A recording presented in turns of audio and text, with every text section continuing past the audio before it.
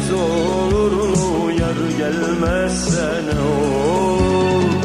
Bir yar gider bin yar gelir, düşmanlar görür kör olur. Hadi sen git işine de herkes kendi işine.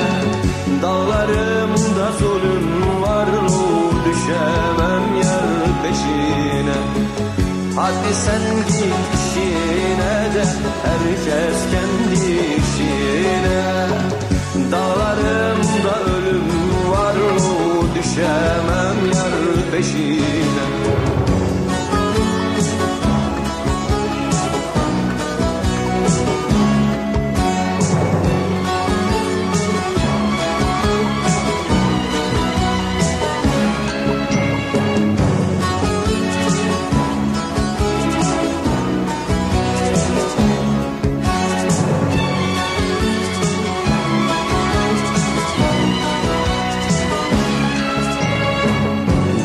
Baykuş kondurmayın, küstürüp soldurmayın.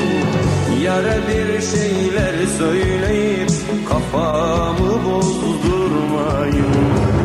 Hadi sen git işine de herkes kendi işine.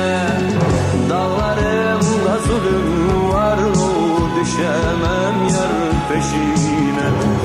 Hadi sen git işine de herkes kendi işine. Dağlarımda zulüm var, düşemem yar peşine.